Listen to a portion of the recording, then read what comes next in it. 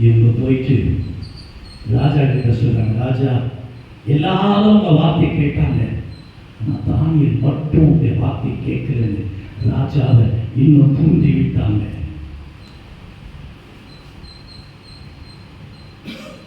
ராஜா கேட்கிறாரு, தானியேலுக்கு இப்ப என்ன பண்ணலாம்? நீங்க சொன்ன மாதிரி சிங்கக்கவியில தானியேலை தூக்கி போடலாம். இந்த யோசனை தானியேலை கொண்டு வந்தாங்க, ராஜாவுக்கு முன்பதாக நிறுத்தினாங்க. ராஜா கேட்டான், தானியேலே நீ செய்தாயா?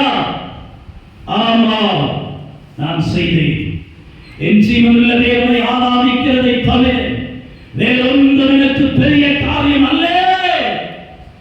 கரங்களை தட்டலாமா?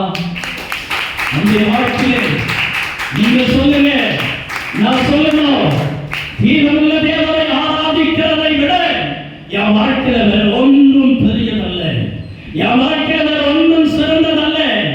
என் வாழ்க்கை அது மட்டும்தான் என்ன பாதுகாக்கும், அது மட்டும்தான் என்ன ஆசீர்வதிக்கும், அது மட்டும்தான் என் பிள்ளைகளை பாதுகாக்கும், என் சந்ததியை ஆசீர்வதிக்கும். நீங்க சொல்லலாம். சொன்னது ராஜா சொல்லலாம், இந்த தானியேலை பூச்சிட்டு போயிட்டு எங்க போடுங்க? 3 நாள் சாப்பாடு இல்லாத பசியா கர்ஜிக்கிற சிங்கம் உள்ள பசியில கர்ஜித்து கொண்டு இருக்கிறது. இவனை கொண்டு போய் தூக்கி கொண்டு போயிட்டு சிங்க கவியில போடுறாங்க. தேவச்சனமே, ஜெபம் வாழ்க்கையில் இருக்குமானால் கர்ஜிக்கிற சிங்கத்தை போல எவனை விடுகிறாமோ என்று உன்னை தேடி திரிந்து கொண்டிருக்கிற பொல்லாத காரியங்களை நீ ஜெயிக்க முடியாது. உன்கிட்டயே என்கிட்டயும் ஜெபமே நான் கையை தட்டலாமா? ஆமா, உன்னை வந்திக்கும்படி, உன்னை ஏமாற்றும்படி, உன்னை பயப்பட காட்டும்படி ஒரு காரியம் இடத்துல வரும். பயப்படாத. நீங்க சொல்லுங்க, ஏ பிசாசே, ஏ கர்ஜிக்கிற சிங்கத்தை போல இருக்கிற சிங்கமே, இந்த ராஜ சிங்கம் ஆண்டவராகிய இயேசு என் கூட இருக்கிறார். அவரை ஆராதிக்கிறதை விட எனக்கு வேற ஒரு வேலையும் கிடையாது. அதனால நான் சொல்லிக்கிறேன், நான் ஜெயிப்பேன். நீ என்ன தொட முடியாது. அல்லேலூயா, அல்லேலூயா. நீ என்ன மட்டும் இல்ல, என் பிள்ளைங்க கிட்ட கூட வர முடியாது. அல்லேலூயா. என் பிள்ளைங்க கிட்ட மட்டும் இல்ல, என்னை சார்ந்திருக்கிற யாரையும் நீ வரவிட முடியாது. போட்டாங்க. தேவன் தம் தூதனை அனுப்பி, வசனம் சொல்கிறது, தேவன் தம்முடைய தூதனை அனுப்பி சிங்கத்தின் வாயை கட்டி போட்டாரு. ஹல்லேலூயா, ஹல்லேலூயா, ஹல்லேலூயா. அப்பதான் நான் இந்த பாட்டை எழுதினேன்.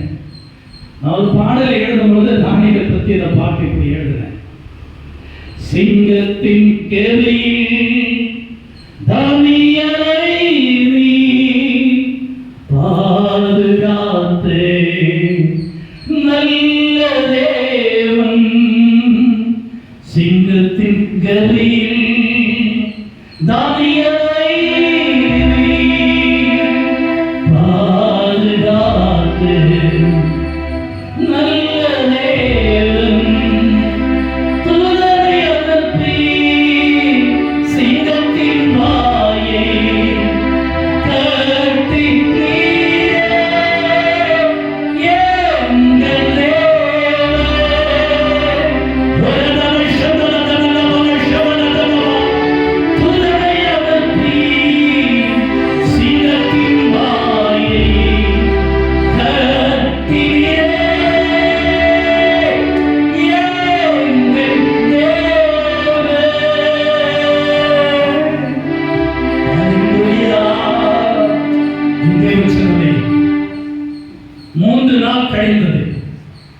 ராஜா எழும்பலாம். ராஜாக்கு 3 நாளும் தூக்கம் இல்லை. ராஜாக்கு 3 நாளும் சமாதானம் இல்லை, சந்தோஷம் இல்லை, நிம்மதி இல்லை. ஒரு நல்ல மனுஷனை நான் இப்படி பண்ணிட்டதே அப்படின்னு ராஜா வருத்தப்பட்டு இருக்கிறார். எப்ப 3ஆவது நாள் வரும், காலை வரும், ஓடி போலாம், தானியேல் இருக்கிறான், நான் பார்க்கணுமே. என் தேவச்சனமே, உனக்கு விரோதமாய் எழும்புகிற எந்த ஆயுதமும் வாய்க்காதே போகும். தேவன் அவைகள் எல்லாவற்றையும் அவர் கற்றுகிற தேவன் உனக்கு அதிகாரத்தை கொடுக்கிறார். இப்பொழுது நீ ஜெபிக்கும் பொழுது, நீ ஜெப வீரராய் இருக்கும் பொழுது கர்த்தர் உனக்கு அதிகாரத்தை கொடுக்கிறார். நாங்கள் நாள் வந்தது, அதிகாலை எழுந்து ராஜா வேகமாய் ஓடுறான். சிங்கத்தின் கதி கிட்ட போயிட்டு பயந்து போய் நடுங்கிக் கொண்டு மெதுவாய் கலக்கத்தோடு, தானியேலே மெதுவாக ஒரு பயம் இருக்கிறானா இல்லையா?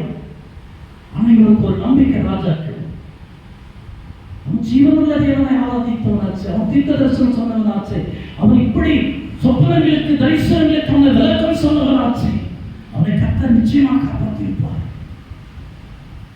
சொல்றான், சிங்கத்தின் கவியிலிருந்து இந்த தானியேல் ராஜா குரலை கேட்டவனே, ராஜா நீ வாழ்க.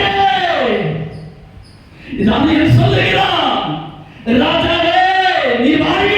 ராஜா சொல்றான், தானியேலே நீ ஆராதிக்கிற தேவன் சிங்கங்களின் வாய்களின் மத்தியிலிருந்து உன்னை காப்பாற்றினாரா?